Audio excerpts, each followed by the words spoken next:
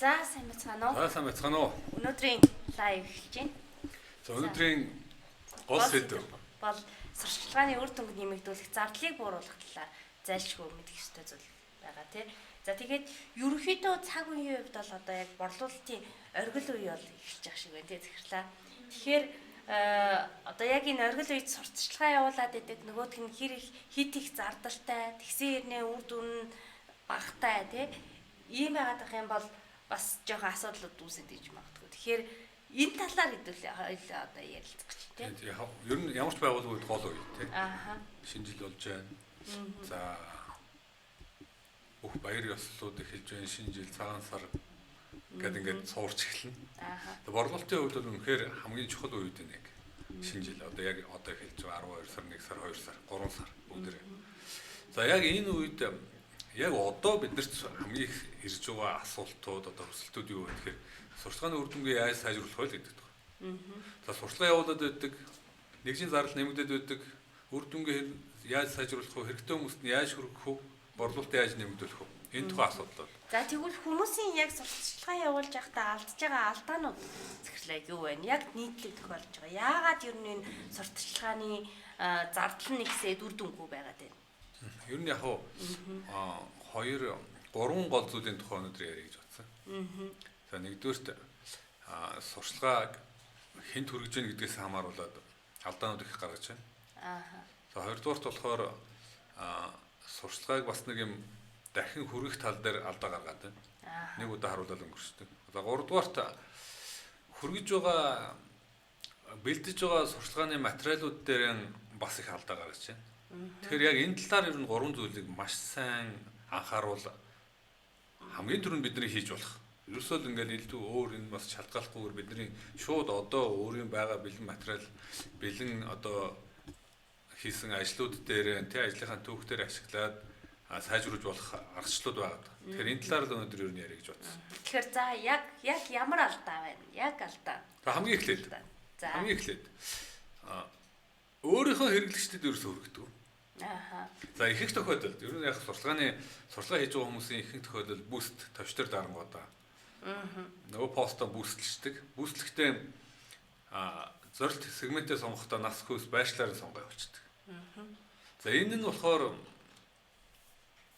гол гараад байгаа гол асуудал нь юу вэ гэхээр дандаа л өөрсдийнхөө одоо шинэ хүмүүст мэдээлэл хүргэж яах гэсэн. Ерөөхдөө гол санаа. Ерөөс танихгүй танахтаа харилцаж байгаа. Тэр дунд нь хаяа нэг тэднийх мэддэг хүмүүс байж магадгүй.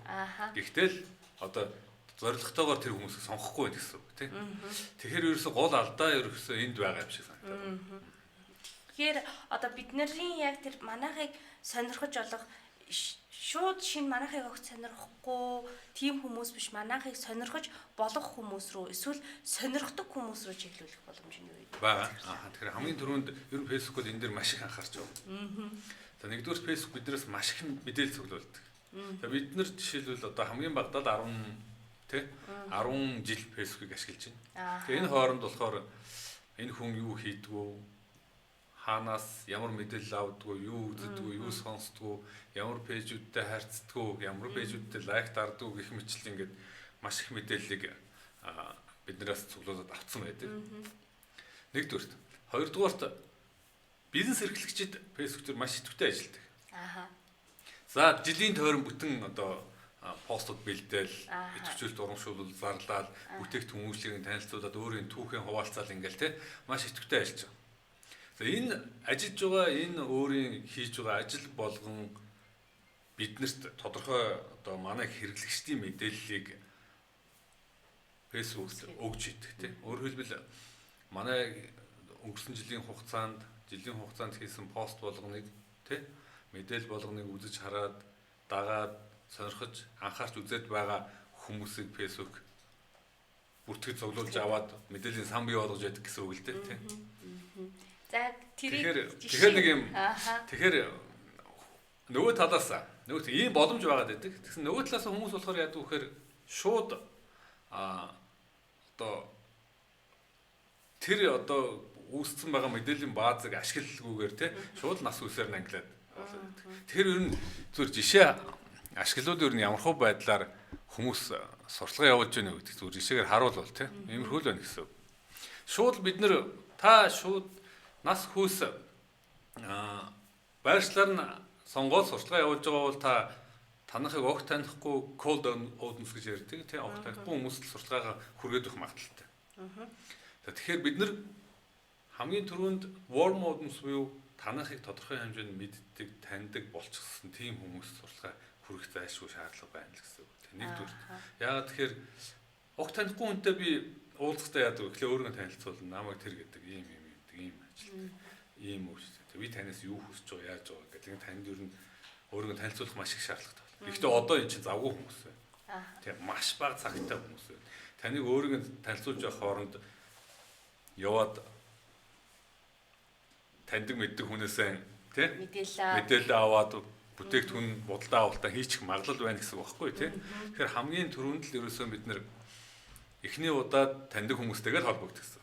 Нэгдүгээрт таньдаг хүмүүс. Таньдаг хүмүүс чинь танахыг мэддэг, танай бараа бүтээгдэхүүнийг таньдаг, танай давуу талуудыг мэддэг, бүтэн жил танай одоо мэдээлэл, постууд, түүхийг сонсчихсан энэ хүмүүс одоо яг худалдан авалт хийх үе нь болоод ирэхээр танахыг сонгох магадaltaй л гэсэн. Нэгдүгээрт. Тэгэхээр бид нэр сурталгаагаа хамгийн түрүүнд хүрэх ёстой хүмүүс чинь өөрөөр хэлбэл сурталгааны зардлыг хамгийн бага хэмжээнд, үр дүнг нь хамгийн өндөр хэмжээнд байхын тулд бид нэр хамгийн эхлээд таньдаг хүмүүстэй хандаа л гэсэн. Заавал тэр хооронд чинь таньдаг хүмүүсийн хувьд би өөрийгөө танилцуулах шаардлагагүйгээр одоо яг жинхэнэ бүтээгдэхүүн борлуулалт, урамшууллын тухай тэр хүмүүстэй ярьж болж байна л гэсэн үг. Тэ ингийн тайлбарлал. За нөгөө талаас. За нөгөө талаас та сая таньдаг хүмүүс warm audience гэдээ ярьлаа шүү дээ. Энэ хүмүүсийг Facebook-ийн яг сурталчилгаан дээр нэрлэмж гэдэг юм уу те яг тэр үүсгэлтийн юм гэж байдгүй. Яг Facebook custom audience буюу тусгай зорилтод бүлэг үүсгэх талаар бид нар бас өмнө нь лайв шийдж байсан нийтлэл маш дэлгэрэнгүй заавар нийтлэл бэлдсэн. Тэндээс бас авч үзээр бид нар энэ лайвынхаа caption хэсэгт линкүүдийг нь оруулсан байна. За тэгэхээр өөрөөр хэлбэл бид нар Facebook custom audience буюу манай пэйжтэй өмнө нь холбогдож байсан, манай пэйж рүү орж үзэж хандаж байсан, тий? Манай постуудыг лайк дарж тодорхой хэмжээгээр анхаарч үзэж байсан. За дээрэс нь манайх руу мессеж бичиж байсан. Манай постуудыг сейв хийж, манай пэйжийг сейв хийж хадгалж авсан. Өөрөөр хэлбэл үнэхээр одоо тодорхой хэмжээ бид нартай харилцаа үүсгэж анхаарч үзэж анхаарал тавьж байсан. Танай бараа бүтээгдэхүүн постууд тий сурталчилгаанд анхаарал тавьжсэн энэ хүмүүс гэсэн. Энэ хүмүүсийг бол Facebook одоо сурталчилгаа явуулахад Facebook л биднэрт гаргаад өгчих юм байна шүү дээ тий. Тэгэхээр бүтэн жил манай сурталчилгаа мэдээллүүдийг үзэж харсан ийм хүмүүс л гэсэн. За гэхдээ ер нь болохоор яг хүмүүс болохоор ингэдэг баяр ёслол юунууд ороод ирэхээр баяр ёслол одоо борлуулалтын одоо яг идэвхтэй үе ороод ирэхээр одоо л нэг 10 хэд хоног л шинэ жилийн өмнө нэгэн сурталчилгаагаар бөмбөгдөд өгчмөр байна. Идэвхтэй сурталчилгаа явуулмаар байна гэж хэлдэг. Ер нь болохоор хамгийн чухал юм нь тэр сурталчилгааг чинь хүлээж аваад борлуулалт худалдан авалт хийх тэр хүмүүсээ бүтэн жил бэлтгэл хамгийн чухал зүйл болоод байгаа байхгүй тий саяхаар бол тий. За гэхдээ нэг шаардлагагүй тий. За тийм дахиад нэг шаардлага байгаа. Одоо за яг манайхтай холбогдсон хүмүүс гэдэг бол холбогддог манайхыг мэддэг хүмүүс байна тий. Гэхдээ одоо энэ сурталчилгааны оргил үед болохоор бид нэр шинэ хүмүүст бас хүрэхийг хүсэж байна шүү тий. Гэхдээ таны сая хэлсэнчлэн бүр яг нас хүсээр нь байршлаар нь ангилсан иймэрхүү хүмүүс түрүүл та үр дүнгүү гэдэг гэж байгаа. Тэгэхээр шинэ хүмүүсийг олж авахын тулд бид нар дахиад яг ингэж ангилахаас өөр аргагүй юм биш үү. Тэгэхээр яавал илүү үр дүн. Яг зөв. Тэгэхээр шинэ жил болж байна. Борлуулалтын их өтгтэй үе. Борлуулалтаа нэмэгдүүлэх. За хуучин таньдаг мэддэг хүмүүстэй борлуулалт хийхээс гадна шинэ хүмүүс хандах хэрэг зайлшгүй гарч байна. Тийм. За тийм тохиолдолд Facebook бас дахиад адилхан яг энэ зориулсан шийдэл байна. Тэгэхээр өмнө хэлсэн Facebook бидний талаар маш их мэдээ цуглуулдаг.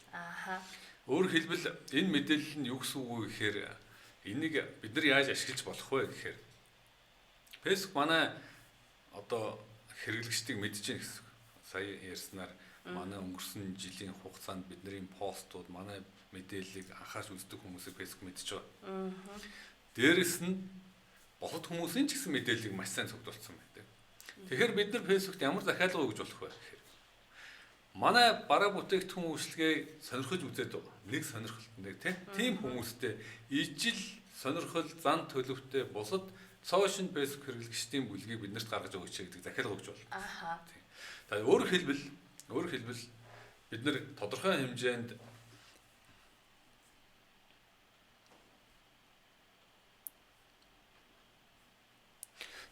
манай хэрэглэгчтэй ижил төстэй хүмүүсийг Facebook-ээс олж чадна гэсэн. Аха. Өөрөөр хэлбэл ингэсэн үг юм байна шүү дээ. Нас хүсээр нь за одоо жишээлбэл 18-аас дээш насны эмэгтэйчүүд гэдэг чим 25-аас дээш насны эмэгтэйчүүд гэхээр тэрэн дотор манайхыг сонирхох хүн байна, сонирхгүй хүн байна тий. Тэгэхээр яг зөв хүмүүс рүүгээ олж чадахгүй. Тэгэн гот манайхыг сонирхдог яг тэр насны хүмүүстэй адилхан пэйжүүдийг дагдаг тий. Адилхан үйлдэл хийдэг, адилхан зүйл бодлож авах сонирхоод байгаа. Ижил бараа бүтээгдэхүүний мэдээллийг авч байгаа. Ижилхэн видео үзэж байгаа. За ижил пэйжүүдийг дагаж байна. Магадгүй бүр ижил борлуулалт, ижил бараа бүтээгдэхүүнийг худалдан аваад байгаа тийм. Ийм хүмүүсийг сонгож байна. Тийм. Гэхдээ манайхтай холбогдож байгаагүй. Тийм. Тэгэхээр ер нь бол нас хүс цэвэр зорилт сегмент сонгох одоо тийм эцсийн зөв сонголт бол биш. Бид нар өөрөө мэдж байгаа манай ангийн надад хамт сурч ирсэн хүмүүс. Бид нар шал өөр сонирхол, шал өөр худалдан авалтын одоо зан төлөвүүдтэй байгаа тийм. Тэгэхээр нас хүс бол ер нь бол тийм шууд одоо зорилт сегментийн маш сайн зөв одоо сонголт биш. Тийм учраас бид нар энэ lookalike буюу ижил төстэй сегмент, audience одоо хэрэглэгчдийг сонгож олж авах энэ боломжийг нь заавал ашиглаач гэдэг юм. Өөрөөр хэлбэл Facebook бидний талаар хангалттай мэдээлэл цуглуулсан. Тэгэхээр манай хэрэглэгчтэй ижилхэн сонирхолтой танай бараа бүтээгдэхүүнүүдийг худалдан авч магадгүй тийм хүмүүсийг олж авахтай Facebook маш сайн л гэсэн. Ааха. Яг энэ функцийг нь заавал ашиглаач гэдэг. За тэгэхээр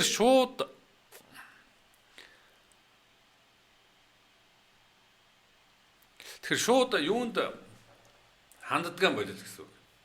Шууд одоо нас хүстэй мэдээс тэдэн насны тэнд байгаа. Манайхтай ямар хамааралтайг нь сайн мэдхгүйгээр тий шууд хүмүүст сурталгаа хүргэдэг юм байл гэсэн.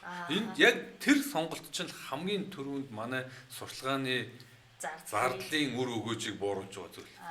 Тэгэхээр ерөөсөө мэддэг хүмүүстэйгээ ижил төстэй бусад хүмүүсийг сонгож аваад сурталгаанд ашиглах нь хамгийн түрүүнд чухал зүйл. Гэхдээ энэ бол бас нэг талаасаа энэ болохоор бүтэн жилийн хугацаанд идэвхтэй бараа бүтээгдэхүүн үйлчлэгээ өөрсдөө танилцуулсан Facebook дээр маш сайн идэвхтэй үйл ажиллагаа явуулсан, сурталгаа явуулсан, постууд бэлдсэн, тогтвортой, зорилготой, олон төрлийн контентууд бэлдсэн пэйж хуудсын хувьд энэ бол ямар ч асуудалгүй зүйл болчихж байгаа байхгүй юу? Яг өнөөдөр эхэлж байгаа бол асуудалтай тийм. Яг өнөөдөр эхэлж байгаа бол асуудалтай. Ягаад тэгэхээр Facebook танай хэрэглэгчдийг тодорхой хэмжээнд цуглуулж авч амжаагүй байгаа л гэсэн үг тийм. Тэгэхээр ерөнхийдөө энэ оргил үед бас бүтэн жилийн хугацаанд бэлдэх хэрэгтэй. Заавал бэлдэх хэрэгтэй тийм. Тэр л хамгийн чухал зүйл нь. Ерөөсөө хамгийн түрүүнд танай бараа бүтээгдэхүүний сурталгааг хараад шууд худалдан авалтын шийдвэр гаргахгүй гэдгийг л заавал ойлгох хэрэгтэй тийм. Тэгэхээр тэр талаас хүмүүс хэрэглэгчтэй бэлдэх хэрэгтэй л гэсэн. За дараагийн асуулт бол та сая хэллээ шүү дээ тийм. Танай бүтээгдэхүүн үйлчлэгээ хараа шууд бол хэрэглэгч шийдвэрээ гаргахгүй гэх. Тэгэхээр ерөнхийдөө хэрэглэгчд нөгөө өдөрт ингээд маш олон мэдээлэл донд байгаа шүү дээ. Та бас сая нийт юуны өмнө лайвын өмнө хэлж ийсэн тий. Ерөнхийдөө хүмүүс бол өдөрт маш их мэдээлэл авдаг. Тухайн үед яг мэдээлэл авсан даруйдаа шийдвэр гаргахад бэлэн биш байж болно. Эсвэл хүмүүстэй ярилцаж зөвлөлдөх хэрэгтэй байж болно гэх мэтлэн та хэлж ийсэн тий. Тэгэхээр энэ хүмүүст дахиж сурталчилгаа хүргэх хэрэгтэй байна тий. Тэгэхээр яг энэ манахаас мэдээлэл авсан хүмүүс рүүгээ дахиад сурталчилгаа хийхэд бид нар одоо яах вэ? Тэгэхээр яг одоо ингээд хоёр дахь алдаа. Хүмүүсийн яг нэгдүгээр сегмент хэн сурталчилгаа хүргэх вэ гэдгийг сонгодог гэсэн тий. Хоёр дахь алдаа хамгийн том хоёр дахь алдаа болохоор танай сурталчилгааг танай бараа бүтээгдэхүүнийг сонирхоод байна гэд өөрсдөө тэрнийгээ илэрхийлсэн хүмүүс бид нар дахин сурталчилгаа хүргэдэг. Ааха. Өөрөөр хэлбэл бид нар яг өөрсдөө өөр дээрээ тохиолдог жишээний тухай ярил л да тий. Жишээлбэл би нэг Facebook зүгээр ингээд санамсруу гүйлгэж байв. Ньюсфидийг гүйлгэж байв. Бидний хүн болгол өдөрт хэд дуудаад тэгдэг баг. Гэхдээ надад нэг хэрэгтэй сонирхолтой авч болох ер нь хайж байсан ч юм уу тийм бараа бүтээгдэхүүний сурчлага надад харагдлаа гэж боддог. Тийм тохиолдолд би яадаг. Би машин бариа явж ий. За эсвэл хоол эсвэл нэг тодорхой хүн хүлээж идэг. Тэгэхээр сурчлагыг харлаа нөгөө хүн хүрээд ирлээ. Би за энэ зүгээр юм байна гэж дотроо бодлоо. За дараа нэг лавуулж харъя гэж одоо ямар нэгэн байдлаар тий. Тоочглч тий. Гэхдээ дараа нь завтаа үедээ нөгөөтг чинь санах уу нэгдүгээр. За саналаа гэхэд хайгаад олох уу гэдэг асуудал тий. Тэгээд дээрэс нь за яг энэ бол ингээд юм танаа бараа бүтд үнэхээр хэрэгтэй хүндээ очисон тохиолдол. За нөгөө талаас ер нь би худалдаа авалт одоо би тодорхой бараа бүтээгдэхүүний сурчлагыг за завгүй майгуу үдэн цаг багтаа үдэ харсан бай гэж бодъё. Нөгөө талаас дахиад сурчлага харсныхаа дараа би юм асуумаар байдаг. Тодорхой бас нэг цаг надад хэрэгтэй. Мессенжерээр ханд нуцаар нь ярих хэрэгтэй болно тий. Ингээд ер нь биднэрт бол ер нь заавалчгүй нэг сурчлага харсны дараа тодорхой хэмжээний одоо цаг хугацаа хэрэгтэй байгаа байхгүй. Гэхдээ биднэрт яг хэрэглэгчд бол тийм цаг хугацаа бол байхгүй. Өөрөөр хэлбэл танаас сурчлага нэг удаа харсан хүн дахиж сайн давтаж хэлэхгүйгээр мартчих харчих эсвэл хайгаад олохгүй байх гэх янз бүрийн одоо шалтгаанууд тулгардаг л гэсэн үг тийм. Тэгэхээр хүмүүсийн гаргаж байгаа алдаа маань танаас сурчлагыг би анхаарч үзээд байна, дарж үзээд байна, клик хийгээд видеог чинь үзээд байна тийм. Яг тийм тохиолдолд дахиад энэ хүн сонирхсон байна шүү. Дараагийн сурчлагыг явуулъя хүргэе гэдэг энэ ретаргетинг аргачлалууд ерөөсөө хэрэгэлдэг. Хамгийн гол алт. Энэ тэгээд одоо энэний тулд контент бэлтгэл дээрээ бас бид нэр анхаарах хэрэгтэй юм шиг байна тийм зөв. Зөв үү? Ямар ч байсан бид нар бол ингэдэг. Одоо жишээ нь өөрсдөө туршлагаас тийм. Тодорхой хэмжээний бараа бүтээгдэхүүний сурчлага Facebook дээр явуулж эхэлсэн бол бидний хувьд хоёр төрлийн сурчлагыг заавал бэлддэг. За эхнийх нь сурчлага видео сурчлага. Тухайн видео сурчлагын зорилго нь юу вэ гэхээр манай энэ бараа бүтээгдэхүүн энэ урамшуулал энэ бүтээгдэхүүнд анхаарал нь татагдаж сонирхож байгаа хүмүүсийг олж авах. Хоёр дахь сурчлага нь болохоор манай тэр видеог тодорхой хэмжээнд үзсэн хүмүүст дараагийн сурчлагыг хүргэхэд тохируулдаг. Тэр хоёр дахь сурчлагын агуулга нь болохоор энэ ямар үнэтэй хаанаас авч болох уу тий? Санхүүгийн банкны нөхцөл одоо ингээд худалдан захиалах махиалах нөхцлүүд гээд худалдан авалтанд шууд одоо туслах худалдан авалт шийдвэр гаргахад нь илүү туслах түлхэц болох ийм одоо сурчлагыг 2 өдрийн турш давтаж явуулдаг.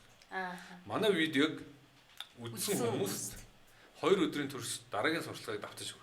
Энэ дээрээ одоо нөгөө custom audience гэдгээл хэрэглэх юм шүү дээ. Тэгэхээр биднэрт ийм боломж байгаа. Тэгээ энэ боломжуудыг л ашиглах талаар бид нар яадаг. Тэгээ өөрөөр хэлбэл манай сурчлагыг үзэж сонирхсон хүмүүст би дараагийн сурчлагыг давтаж явуулах ийм боломжтой. Тэгээ энийг ашиглах зайлшгүй хэрэгтэй байна гэсэн үг тийм. Тэгэхгүйгээр янз бүрийн асуудлууд гарч байна. Яг л өөрсдөө тохиолддог энэ асуудлуудаас жишээ авах юм бол тийм. Зайлшгүй шаардлага байна. За тэгвэл сурчлагын зардал бууруулах яг хэрэгтэй хүндээ хүрэх тал дээр бол custom audience, local like audience гэдгийг хэрэглэх хэрэгтэй байна. Тэгвэл ойрын үед бас маш их асуудал гарч байгаа юм нөгөө сурталчилгааны бодлоготой холбоотой асуудлууд гараад байна тий. Одоо контент бэлтгээд гоё контент бэлтгээд нөгөөдгөө сурталчилгаагаар явуулах гэдэг нөгөөдг нь батлагддгүү эсвэл баг хүн түрээд идэх тий. Энэ асуудлууд ер нь ямар хуу байна? Энэ дээр яах вэ? Facebook-ийн хувьд сурчлага төлбөртэй сурчлаган дээр тавьдаг шаардлага байнга шангруулж байгаа. Хамгийн эхлээл хүмүүс тохиолдог зүйл сурчлагын аккаунт нээгээд сурчлага явуулж эхлэх болохоор та манай сурчлагын нөхцөл бодлогыг зөвшөөрнө биз тий янз бүрийн улс төрийн болоод ялгуурлан гадуурсан сурчлага явуулахгүй biz амлалт өг тий гэдэг ийм шаардлагыг нь ойлгож харахгүйгээр шууд бүс төвшин дээр дараа сурчлага явуулах гэдэг. Энэ дээр зүгээр accept одоо энэ comply хийнэ энийг гэсэн юм ганцхан товчон дээр дарахал тухайн асуудал дээр хүмүүс ингээ нэгдүгээр сончдөг. Тэгэхээр айдас менежер руугаа ор тийм асуудлууд байна уугүй юу гэдгийг шалгаж авах хэрэгтэй нэгдүгээр. Хоёрдугаарт бидний бэлдэж байгаа сурчлага өөрөө асуудалтай байгаа гэдэг. Хамгийн түрүүнд сурталгааны хэд их тексттэй материал бэлтждэг. За текстийн хувьд Facebook хэд их тексттэй сурталгаа, зурагт, пострууд, видеог тексттэй гэдэг нь капшн тайлбар текстийн хувьд биш шүү дээ, тийм. Яг дизайн, зурагт, пострын агуулга, постэр дээр дизайн дээр нь агуулгаж байгаа тестрийн хувь хэмжээний тухай ярьж байгаа. Хэд их тексттэй байх юм бол Facebook явуулах дурггүй. Баталдаггүй. Эсвэл их тексттэй байна, баталдаж их тексттэй байна. Эн чинь бага хүнд хүрнэ шүү, тийм. Цөөн хүнд өндөр үнэтэйгээр хүрнэ шүү гэдэг ийм одоо анхааруулгыг өгдөг. Тэгээд ч угаас тэгдэг. Тэгэхээр сурталгааны үр дүн, хүртээмж, нэгжийн зардлыг бууруулахад хамгийн түрүүнд сурталгааны харагдах байж чухал байна гэсэн. Тийм. Дахиад. Хоёрдугаарт бидний хэрэгжилж байгаа үг хэллэг дахиад асуудал дагуулдаг. Бид нар хамгийн их тохиолддог. Асуулт орсон сурталгаа бэлдэх. Тийм. Энэ бол caption текстийн тухай ярьж байгаа одоо. Танай хүүхд чинь ханаа төрчөөд хэцүү байна. Тэгвэл ийм авч. Та үнийг мэдэх үү? Тийм. Би чинь ядрангуй сул байна уу? Тэгвэл инг. Биеийн жиндээ санаа зовж байна уу? Гэх мэтчлэн зорилт сегментийн асуудлыг нь хэлж өгдөг. Дараа нь шийдлийг нь бид нэр сурталгаагаар танилцуулдаг. Тэгээ уул нүр дүнтэй сурталгааны арга. Гэхдээ Facebook монгол хэлийг дэмждэг болсон бидний бичиж байгаа текстийн агуулгыг шалгаж үздэг болсон. За тэгээд иймэрхүү асуултууд асуусан бол сурталгааг явуулахгүй баталгаан болсон. Тэгэхээр энэ дээр анхаарах хэрэгтэй. Асуулт битгий асуу. Асуулт асуух юм бол асуудалт. Нөгөө талаар дахиад нэг асуудал байна. Лайк хий, шеэр хий, комент бич гэсэн юм үрэлсэн үгнүүд ашигласан бол дахиад сурталгааны хүртээмжийг эрс боруулчихдаг. Тийм. Ягаад гэвэл тэр хүнийг хувийн орон зайд нь халдаад байна гэж үздэг. Дээрээс нь хэрхэн талдж байна. Зүгээр ингээд хүчээр лайк хийх гэдэг жишээгүй энэ чинь хүн таалагдвал лайк дарна гэхээс биш таныг хэлэхээр дарах хэрэгтэй биш гэсэн үг шүү дээ ерөөд байгаа тийм комент ч гэсэн адилхан. За тэгвэл захирлаа хоёлаа яг энэ ямархуу одоо яг биднэрт яг юун зөв ингэж хийвэл буруу гэдээ фэйсбүүкээс ирсэн сануулгыг хоёлаа жишээ болгоод хараа. За тийм яахан. За жишээлбэл зурган дизайн дээр харагддаг байдал. Ингэж хийлдээл гэл ингээл танилцуулчих байгаа юм бид нар. За ашиглаж болох текстүүд болохгүй текстүүд гэсэн. Тэгэхээр шууд ингэж хит детальчилж харуулахыг хориглодог. Яг үнэ. Одоо жишээлбэл болох гэсэн энэ хэсэг дээр байна тий. Хит детальчилж харуулах. Тэгэхгүйгээр ерөнхий байдлаар харуулах юм бол асуудгүй байх гэсэн. Тэгэхээр тодорхой нэг эргэтэн одоо чих хамар хоолой нүд юу вэ тий. Энийг ер нь хэтэрхий тодруулж харуулах сурталгаанд зөвшөөрөгдөг. Хоёрдугаарт ер нь дайт барихыг тий одоо ингээд эрүүл мэнд гол нэг хүн болгон ижлэхэн байх хэрэгтэй биш юм байна тий. Хүн болгоныг нэг одоо тийм нэг харьцаа харагдах байдалтай болгох гэж ингэж үзэж яах гэж үзээд байна гэсэн үг тий. Би одоо илүүл жинтэй байж болно. Гэхдээ тэр чинь миний хувьд санаа зовох асуудал биш гэж болно шүү дээ. Тэгээд чи ийм байж болохгүй гэдээ одоо ингэ сануулад байж болохгүй гэсэн үг тийм тий. Тэгэхээр тэр талаасаа заашгүй бид нар одоо жишээлбэл энэ зурган дээр харагдаж байна. Халдсан зураг тий. Үгүй эн чинь тэгэл одоо хүн халдсан байж болно шүү дээ. Гэхдээ тэрнийг нь одоо заавал сануулаа тэгээд нэг эмчил гэдэг байгаа тий. Тий яг уу санаа зовж байгаа хүмүүс л тэрнийг ари өөрөөр тэр хүндээ хандаа л гэсэн. Өөр юмар дүрсэлж харуулж байгаа. Тий. За тэгэхээр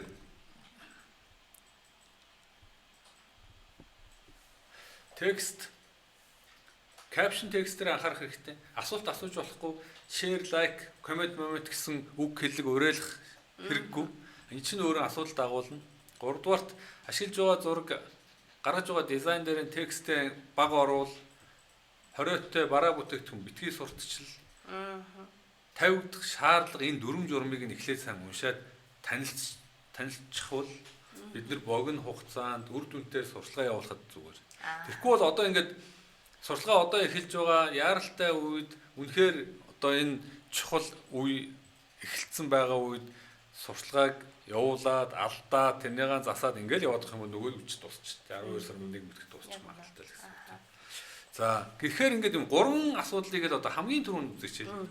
Нэгдүгürt өөрийнхөө хэрэглэгчтэй таандаа. Хинч мэдхгүй танихгүй хүмүүст хандаж суртаа явуулах юм бол би одоо эхлээд танилцуулах хэрэгтэй болон дараа нь ингээд ингэж явсаар юм зарах гэсэн асар их хугацаа орж магадгүй. Тэгэхээр бид нэр сурталгааны үр дүнд муугар нөлөөлөл. Хоёрдугаарт дахин сурталгаа сануулгах сурталгааны зайлшгүй хий. Сурталгаа болгон чинь ганцхан удаа харагдаад шийдвэрт нөлөөлнө гэхэд би бол итгэхгүй байна тий. За тийм би ч гэсэн итгэхгүй. Тийм маш бага баг. Гуравдугаарт сурталгааны энэ агуулга харагдах байдал дээр зайлшгүй анхаар. Бодлого сурталгааны тавьж байгаа бодлогыг маш сайн баримтал үзэж хар унш тий. Тэгээ дахин баримтал. Энэ тал дээр нь анхаараа гэд ингэж. Гэхдээ бас дахиад нэг юм хэд хэдэн зүйлүүд байна. Яг энэ гуравт ороогүй. Нэмж хэлэхээр нэгдүгээрт гараад байгаа асуудлуудыг харахаар хүмүүсийн гараад байгаа асуудлуудыг харахаар яг бид нар дээр тулгардаг зүйл. Backup add account зайлшгүй хэрэгтэй. Backup гэдэг нь юу гэсэн үг вэхээр та нэгэн сурталгааны аккаунт ашигладаг бол нөгөө сурталгааны аккаунт дээр асуудал гарвал нэлээд хэд хоног алдаж магадгүй. Тийм яг үнэ. Хөөе сурталгааны аккаунт ингэчлээ тэгчлээгээ нөгөө add support-тэй ярьж хөрсөр байдал ингээ хугацаанд алдаад байдаг. Тийм учраас ингээд сурталгааны аккаунтер асуудал гарах юм бол шууд дараагийн сурталгааг шууд эхлүүлэхээр дахиад өөр сурталгааны аккаунттай заавал бай гэж хэлэх гээд байгаа. Хоёрдугаарт ер нь бот ашигладаг юм уу? Хүмүүсийн асуултанд тэр доор нь хариулахаар тохируул. Та завгүй шүү дээ одоо тийм. Юун тэр коммент уншаад хариулах гээд мессеж уншаад хариулах гээд сууж явах юм тийм. Асар их асуудал ажил ихтэй. Яг жинхэнэ ачаал үе. Тэгээ тэрхээр ингээд бот ашигладаг юм уу? Ямар ч үсэн тэр юун дээр нь одоо тодорхой хэмжээнд таны ажлыг хөнгөвчлөх автоматжуулах энэ ажлуудыг бас хийл гэж байна. Ер нь зайлшгүй хийх хэрэгтэй. За одоо энэ дээр бас анхаарал. Сурталчилгаа явуулж байгаа бол асуултууд ирж байгаа бол та тэр дор нь хариулахгүй бол хүмүүс дараагийнхаа сонголтоо хийж байна. Тийм дээрэс нь ер нь комментэр бас асуулт янз бүрийн комментэр одоо гол одоо мэдээллийг солилцох өгөх бас их асуудалтай юм билээ. Ягаад тэгэхээр хой захиалга өгье миний утас тэд гэж биччихээр бичсэн хүн рүү буцаага залгахаар өө танахаас алитэн захиалга авцсан шүү дээ гэдэг. Өөр хэлбэл өрсөлдөгч компани нь яг ижил бага бүтээгдэхүүн зардаг. Тэдний сурталгааг дагаж байгаа л ирсэн захиал уцаан бичсэн хүмүүс рүү яриад захиалга нөгөө хөвгөд өгсөн байдаг аль хэзээ. Та. Тэгэхээр ерөнхийдөө тэр тал дээр бас бодолцол хэрэгтэй гэсэн. Тийм байна. Тийм. Тэгэхээр сурталгааны үр дүнг сайжруулах боломж байгаа. Facebook-ийн сурталгаа үр дүнтэй хэвээр юм байгаа, сайн байгаа. Тийм. Гэхдээ хамгийн наазах нь энэ гурван одоо зүйлийг зайлшгүй анхаарч хичээхгүй бол болохгүй л гэсэн.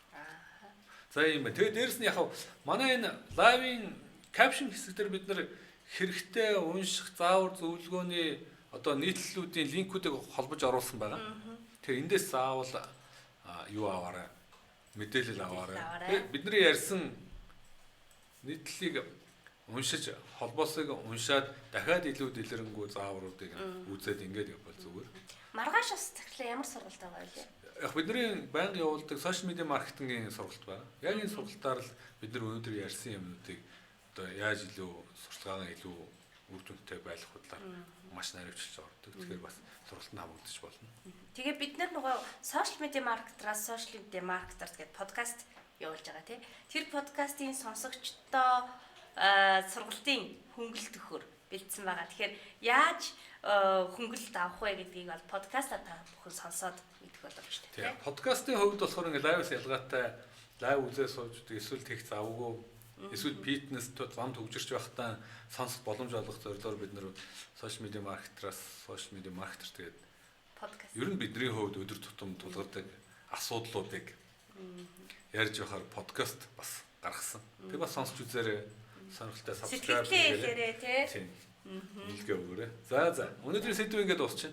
Дараагийн сэдвүүдээр одоо шинэ жил болох гэж байгаа. Ерөнхийдөө дараа жилтэй холбоотой. Тий, эх жилд юу ийх үү, төлөвлөгөө, ер нь юу анхаарах хэрэгтэй, тренд хаашаа яваад байна гэсэн сэдвүүдээр ирэх лайвуудаар ер нь бүгд ингээд ярих байна. Дараа жилийн ажилд яаж бэлдэх вэ?